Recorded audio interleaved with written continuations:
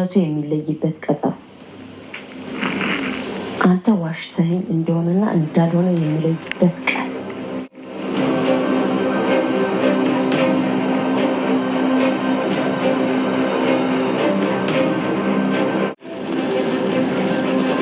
ብቻዬን ነው መሆን የምፈልገው። ምን ማለት ነው? ማለት ስለምፈልግ ነው።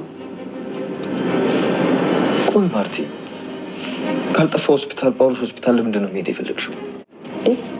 ምን ነው በኢትዮጵያ ውስጥ እኮ አለ የሚባል ትልቅ ሆስፒታል።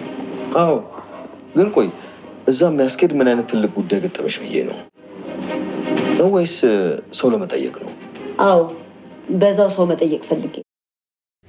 ወይዘሮ ማርታ ዛሬ የዳጣን እና የሰላምን የዲኤንኤ ውጤታቸውን ለማረጋገጥ ከዳጣና ከሰላም ሳምፕሉን አግኝታለች። እንግዲህ ዲኤንኤ በተለያየ መንገድ ይሰጣል ወይም ደግሞ የዲኤንኤ ምርመራ በተለያየ መንገድ ይመረመራል። የመጀመሪያው ደም ነው። የመጀመሪያው ደምና ደም ነው። ሁለተኛው ጸጉር ተነቅሎ ነው። ጸጉሩ ደግሞ ተላይ ተላጨው ሳይሆን እንግዲህ ከስር ጸጉሩ ይነቀልና በጸጉር ዲኤንኤ ይመረመራል። ከዛም ደግሞ በጥፍር እንዲሁም ደግሞ ከጉንጭ ውስጥ ከሚወሰድ ምንድነው የሚባለው እዚህ ምራቅ ነገር ምናምን በሱ መንገድም ይወሰዳል።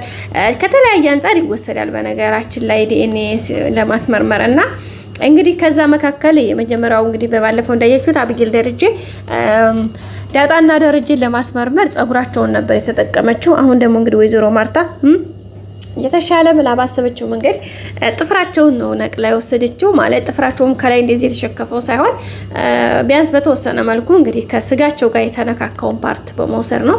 ከዚህም እንግዲህ በሌሊቱ ሳይነጋ ቀጥታ በመሄድ ከሰላም ጋር ሰላምን እንግዲህ መጫትናት እንክብካቤ ላድርግልሽ ምናምን በሚል ተልካሻ ምክንያት ጥፍራን ነቅላ ይዛ መታለች። ከዛ በመጣች በኋላ ቤቷ ከደረሰች በኋላ እንግዲህ ምንድነው የሆነው ዳጣን ደግሞ የልጆቿንም ጥፍር እየቆረጠች ነበረ። የመጀመሪያው ውሃን ከቆረጠች በኋላ ዳጣንም ነይ ብላ እንግዲህ ከአንዴ 2-3 ደውላላት ነው የመጣችው። ከዛ ስትመጣላት ጥፍርሽን ካልቆረጥኩልሽ ነይ እናትሽ ቢሆን እንደዛ አትይም ነበር ምናምን ብላ በቃ የተለያየ ነገር ሸም እንዲይዛት የተለያየ ነገር በማለት እናትሽ ቢሆን እኮ ቢያተኝም ነበር ስትላት፣ አይ ማዬ እንዴ አንቺስ እናት አይደለሽ እንዴ ለምን እንደዛ ስትያለሽ ምናምን ስትላት፣ አይ እና ታዲያ እንዴ ያልሽው እኮ እናትሽ ስላልሆንኩኝ ነው እንጂ እናትሽ ቢሆንማ ምንም አትይም ነበረ። ስለዚህ እና ታዲያ እኔ ልቁረጥልሽ ምናምን ስትላት፣ አረ ማዬ እኔ እኮ አክብሬሽ ነው እንጂ እንትን ያንን ሳልፈልገው ቀርቻ አይደለም። ስለዚህ ለምን በቃ አንቺ ማስቸገር አልፈልግም፣ ችግር የለውም ለራሴ ቆርጠዋለሁ ነበር ያልቻት። በመጨረሻም አየሽ ያው እናትሽ እንዳልሆንኩኝ ነው እንጂ ሰላም አሁን ይሄን ልቁረጥልሽ ብትልሽ እኮ ቢያተያትም ነበር አልቻት ማለት ነው። ዳጣም እንግዲህ አንዲያው ሰላምዬማ ዋለቻት እንዴ እና ታዲያ ለሰላም እሺ ብለሽ ለኔ ለምን እምቢት ያለ ስትላት፣ አይ ማያ አንቺን እኮ እንዳላደክምሽ በዛ ላይ ደግሞ ስለማከብርሽ ነው እንጂ ሌላ ችግር የለውም። ሰላምዬ ደግሞ ያው ስለምትወደኝ ስለምወዳት ለዛ ነው ያለችው ማለት ነው። አይሽ ለዛ ነው እኔም በቃ ደስ ይበለኝ እኔን ደስ ይበለኝ ምናምን ብላ እንግዲህ ካሸመመች በኋላ የዲኤንኤ እንትኗን የምትፈልጋቸውን ጥፍሯን እንግዲህ እስከሚደማ ድረስ ዳጣ ኦኦ እያለች ወስዳታለች። ከዛ በኋላ እንግዲህ ይዛ ወደ ሕክምናው ነው።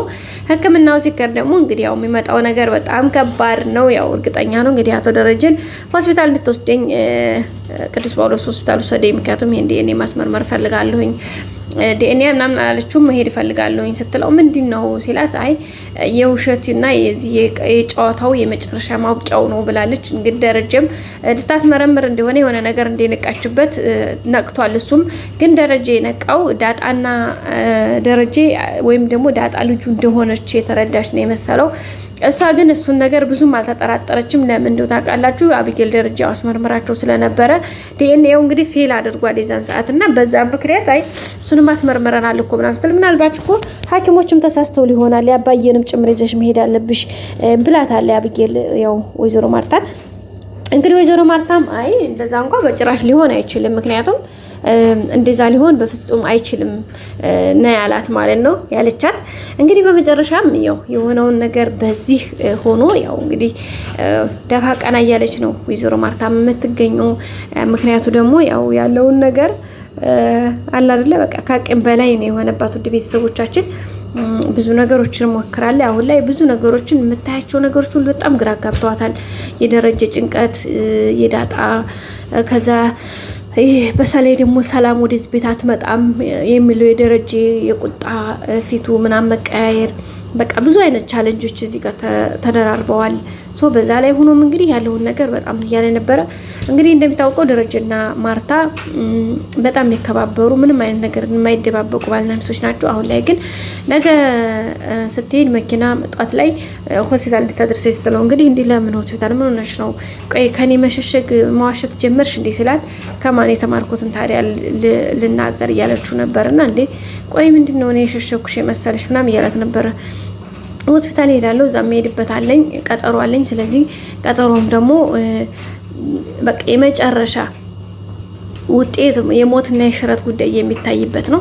እሱን ካረጋገጥኩ በኋላ እኔ ራሴ እሱን ደግሞ እንዴት በሌላ መንገድ እንዴት ሌላኛውን መንገድ ማጣራት እንዳለብኝ ራሴ አውቃለሁ ብላ እንግዲህ ትክክለኛውን ስሬስ ነግረዋለች። ደረጀም እንግዲህ ሰዓት ቀድሜ ልቅድ የሚችል ሴትዮ ሄዳ አስመርምራ እኔን ሌላ ሪስክ ውስጥ ከምገባ በእኔ በራሴ መንገድ ይህን ነገር ብናገር ብላ ነው እንግዲህ የሄደችው ማለት ነው። ውድ ቤተሰቦቻችን ለሁሉም እንግዲህ ዳጣ አንዳንዴ እንደዚህ ዝም ብሎ ሲታረማመስ ነገር ይፋ ወጥቶ እውነታው ቢታወቅ መልካም ነው ጋይስ። አንዳንዴ ከሚቻለው በላይ ሲሆን ማለት ነው።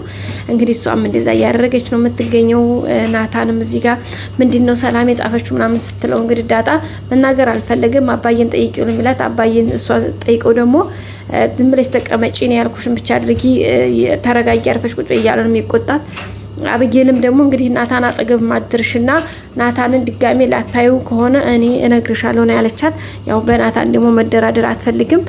ናታን ደግሞ እውነታው እንዳይነግራት ሌላ ሪስክ ስላለው ፈራ።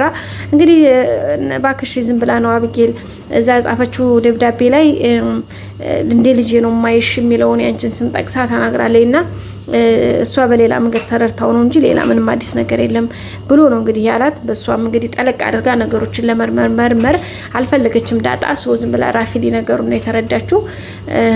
ዝሮ በቃ ችግር የለውም ቆይ እኔማ ይዘገያል እንጂ ነገሩ ይሁን ካልሰማው አልቀርም በማለት እንግዲህ ወደፊት ጉዞዋን እንትን ብላለች። እንደውም ቀጥታ ሂጂ ራሷ ሰላምን ጠይቃታለሁ እያለች ነው የምትገኘው። ሰላምን ጠይቂያት ብሏታል ናታንም። ስለዚህ መጠየቁ አይቀርም እንግዲህ ሰላምም አትነግራትም። ምክንያቱም ደረጀ እንዳትናገሪ ስላላት አትነግራትም። ግን ያው የተወሰነ እንትን ሪአክሽን ሊኖር ይችላል ማለት ነው። ሌላው እንግዲህ አብጌል ደረጃ ያው ጭንቀቷን እየጨመረ ነው። በጣም እየተጨናነቀች ነው፣ ያለቀሰች ነው፣ ያነባች ነው። እንግዲህ አርጁም እየደወለ ፖሊስ እየመጣሁ ባላ ቁጥር እንግዲህ አንዴ ተወርቃለች፣ ትነሳለች፣ ትንበረከካለች። አሁን እንግዲህ አብጌል ባለውድ በግድ የአርጁን ፍቅር መቀበል ሳይኖርባት አይቀርም ብለን እናስባለን። በቀጣይ አዲስ ቪዲዮ እንገናኝ። ሰብስክራይብ፣ ላይክ፣ ሼር አድርጉ። መልካም ጊዜ በያላችሁበት። ባይ ባይ። ወዳችኋለሁ።